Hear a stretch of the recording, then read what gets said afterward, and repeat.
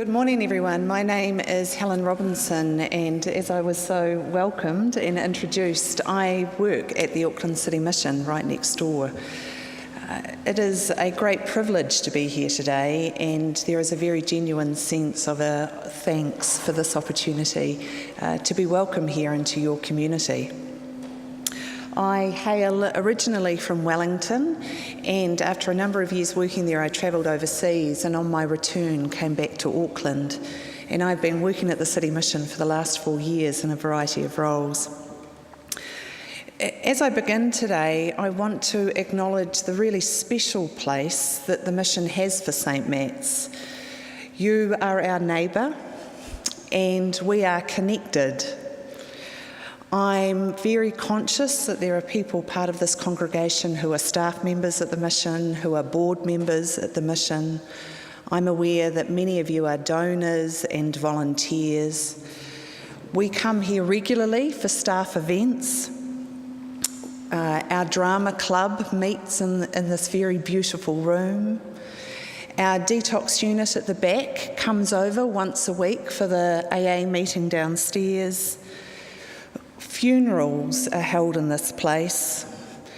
A monthly meal is prepared by your parishioners with love and care and commitment. The leader of our medical centre is on the poster outside your doors here. And all of this, and I could go on, shows me very clearly the connection is strong and true between the two of us.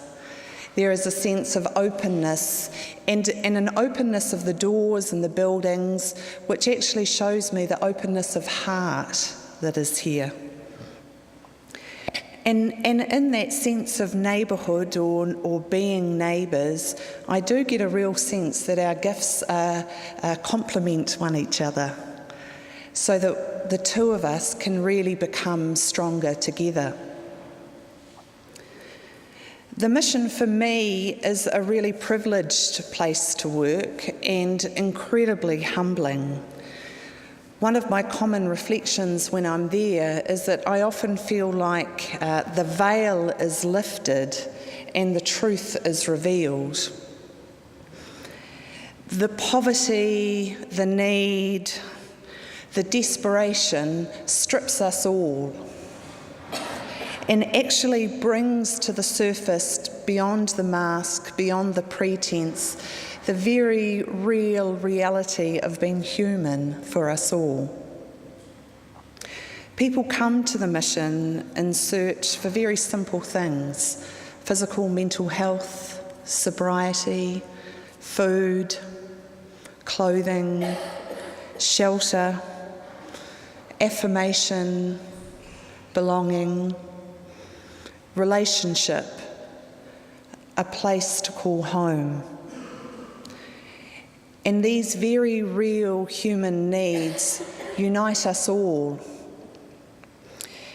And there is a lot at the heart of the mission, I believe, that is about being simply that, human.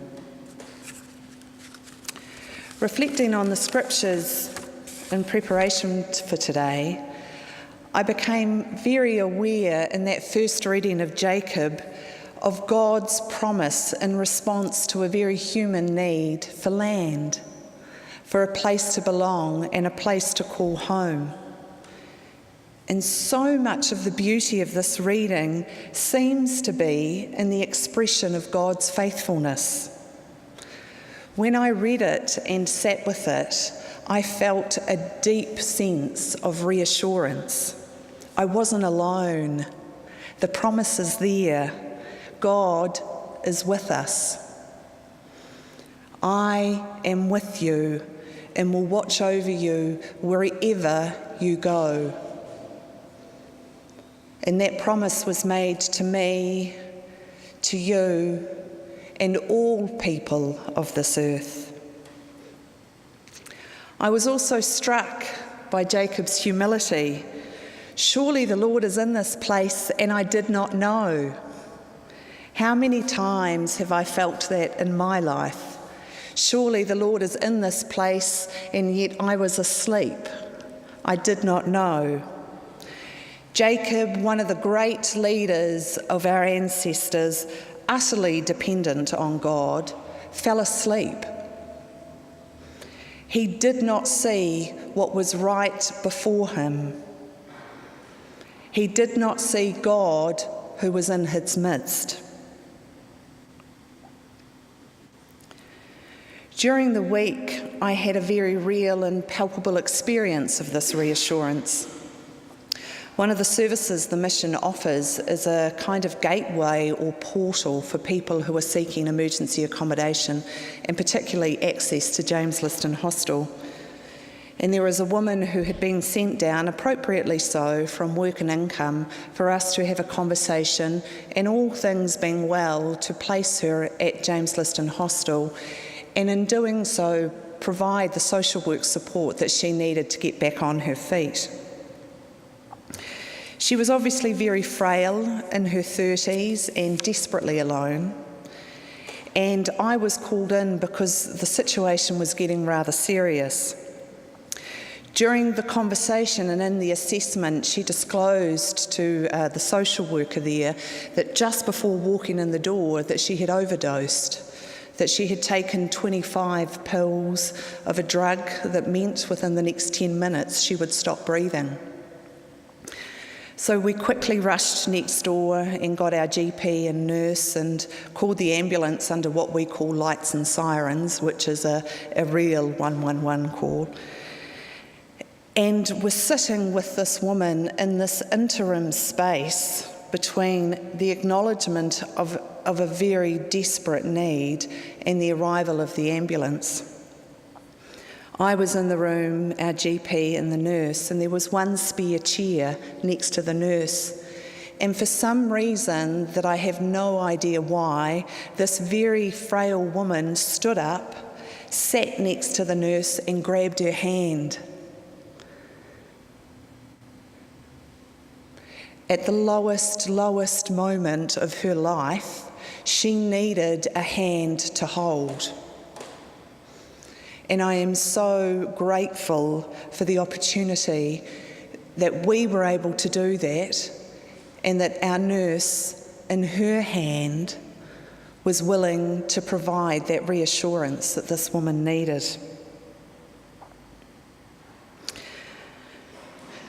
The poignancy of that moment has sat with me all week, and it takes me back to the times in my life where I've needed a hand to hold, or a hand to hold my hand. The moments that when the loss and the pain is beyond words, moments where actually no one can make it better because it just is.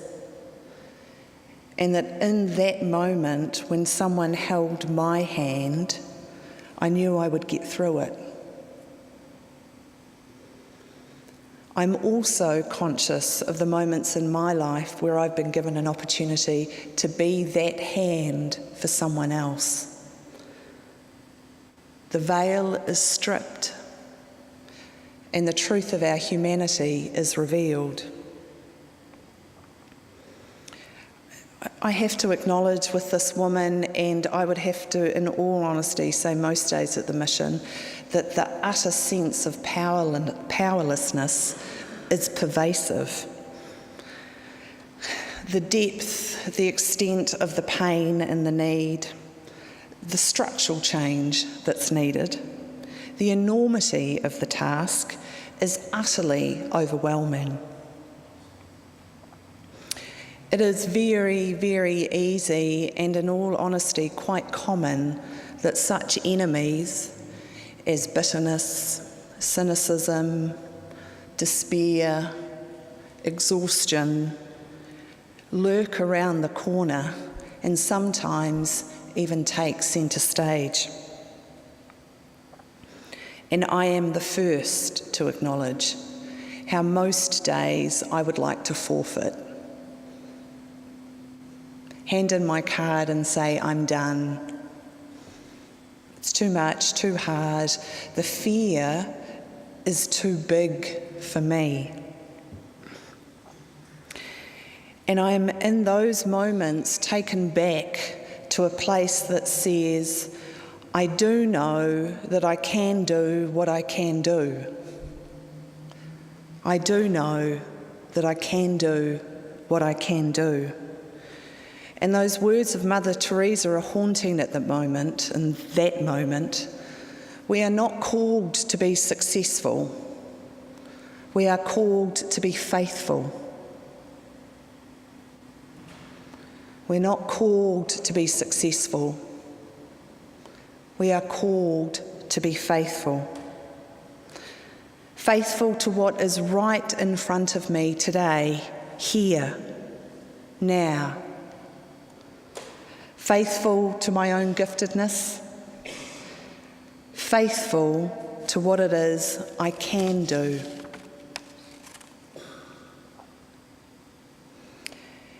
And when I reflect on the gospel story, I hear that call for faithfulness. I hear the call to integrity. I hear the call to a clarity of purpose. It is not a call, thank God, to perfection. Rather one to remain awake and aware.